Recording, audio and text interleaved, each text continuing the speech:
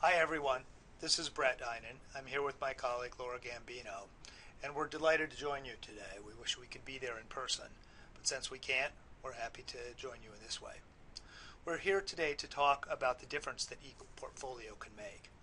And the findings we'll share are based on the work we did together leading the Connect to Learning project, a community of practice of 24 institutions from Research One universities, liberal arts colleges, and community colleges, all working together to deepen ePortfolio practice and create an international resource site for the field. We worked together in a range of ways, as you can see. Everyone was building their own campus project. We collaborated online and face-to-face, and everyone gathered their work and shared practices through an ePortfolio process.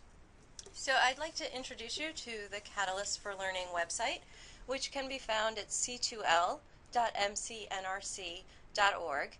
And on the site, you'll find over 250 stories and practices from our partner campuses.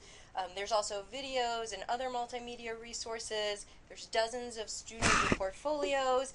The entire site is fully searchable, and you'll also find a dozen analytical essays. The site is organized around three main questions. The first question, what do C2L partner campuses do, highlights the work of those 24 campuses who each created a portfolio that documents their ePortfolio project. The second section, what does it take to make a difference, talks about the different areas that ePortfolio teams need to focus on as they grow and develop their ePortfolio project. And the third section, what difference does ePortfolio make, is where we're going to focus our presentation today. And we're going to share some of the findings from our research work.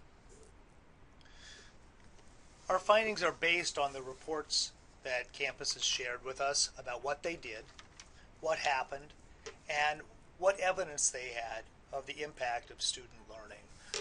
All of this is available. We'll do a quick run through of three propositions. First, that sophisticated ePortfolio initiatives, or ePortfolio done well, advances student learning and success, supports reflection, social pedagogy, and deep learning, and catalyzes learning-centered institutional change. We'll talk through these quickly. If you want to dig more deeply, we invite you to read the research report that we published in the International Journal of ePortfolio last spring. So looking more closely at that first proposition, ePortfolio initiatives can advance student learning and success, we asked campus teams to gather data that would be meaningful to them on their campus and with their project. And we received data from a constellation of campuses across the network. And I'm just going to share a couple of examples with you. The first one, as you see here, is from LaGuardia Community College, where they've been using ePortfolio for over a dozen years. And what they wanted to look at was the difference in student success in ePortfolio courses and non-ePortfolio courses. And you can see they looked at three things: the next semester retention rates, the high pass rates, and the course completion rate. And in each case, the students enrolled in ePortfolio courses were much more successful than their non-ePortfolio colleagues. At San Francisco State University, where they use ePortfolio in a 2-year learning community specifically designed for high-risk, underprepared students, they wanted to look at the difference in retention rates and graduation rates between their students using ePortfolio in this learning community and the broader SFSU population.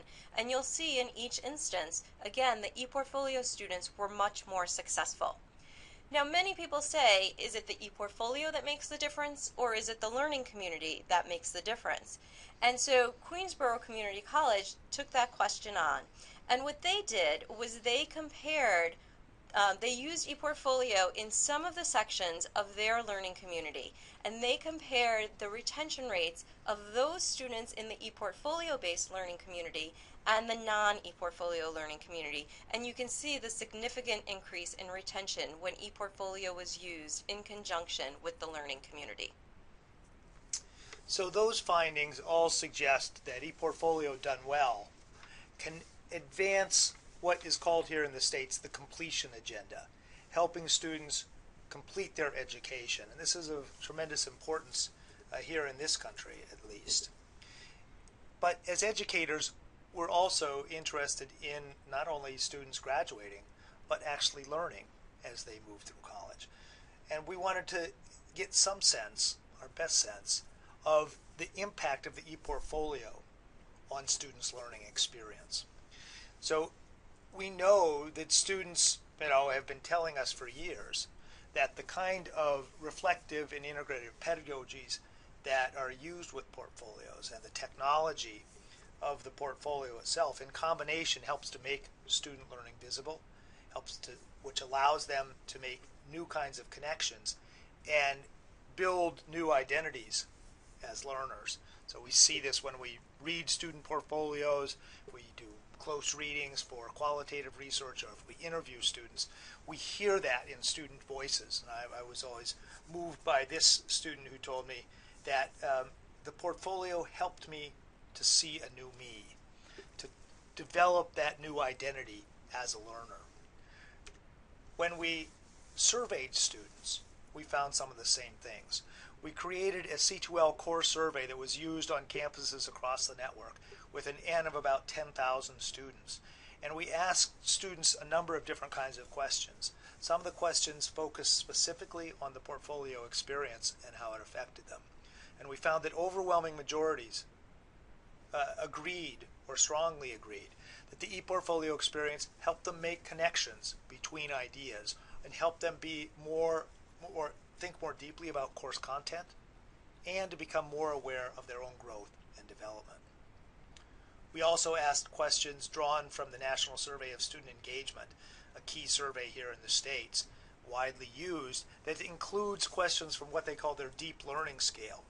And again, we saw that high proportions of students engaged in ePortfolio classes agreed or felt that their courses engaged them in key deep learning processes. So in addition to that data from the survey, we also wanted to delve a little more deeply into it and see if there were specific types of practices that engaged students and deepened their ePortfolio experience and their learning. And we looked specifically at students who had high levels of peer interaction through the portfolio and high levels of faculty interaction through the portfolio. And here you see an example related to the peer interaction. And what we see is students who reported a high level of interaction via the ePortfolio, where they're engaging with each other and learning through the ePortfolio. There's much higher rates of engagement and agreement that the ePortfolio helped them think about their course content and their growth and development as a learner. And you can see that these are pretty astounding results. And what's important about this is it's not just the ePortfolio itself, right? This is actually actionable data because it shows us that it makes a difference in how you use the ePortfolio. It's not just taking that work and using it as a repository, but really creating an engaging space for learning. Our third finding moves from focusing on the students to focusing more broadly.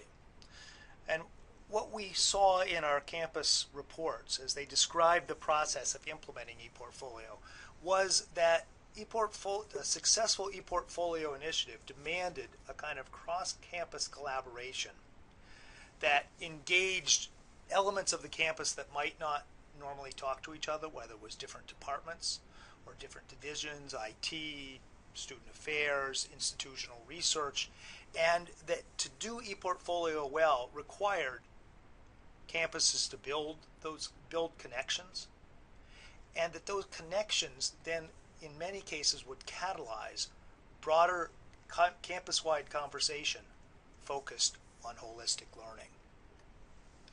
We saw this in any number of ways. We saw it within a department, as in Northeast University, where the use of portfolios led to the collective redesign of the entire curriculum, focused on a more cohesive, sequenced articulation.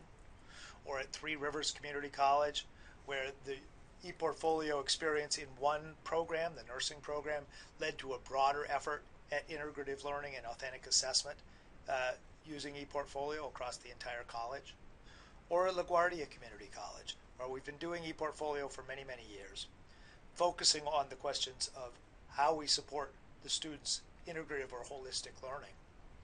And building out of that, what that has spurred is a entire restructuring where the president merged academic and student affairs so that we could more effectively support student learning, and that this has led to changes in advisement, assessment, professional development across the campus in order to address the whole student.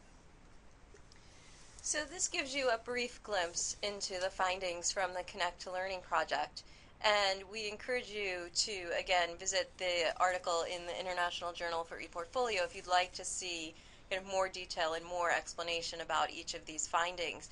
But what I'd like to talk about right now, very briefly, before we wrap up, is some of the next steps for the field in doing research around ePortfolio. Related to Connect to Learning, what we would like to do as a next step is a little more sophisticated analysis around the core survey data, perhaps looking at student impact by demographic or by different discipline or subject area. We also think the field could use a broader and closer examination of integrative learning as evidenced by student ePortfolios, more of a qualitative look into the impact of ePortfolio. And then we are really interested in examining the correlation between what it means to do ePortfolio well and the changes that happen when it's done well related to student and faculty learning. So in closing, we ask you and invite you to join us in this ongoing research and conversation where we connect practice with the theory that we're building. And we encourage you to explore the resources on the Catalyst for Learning website and to think about and test out what we refer to as the Catalyst framework, or what it means to do ePortfolio well at your own institution with your own ePortfolio work. And we encourage all of you to analyze and examine the data that you're gathering and to reflect on it and to publish the results so that together we can become a stronger ePortfolio field. Thank you.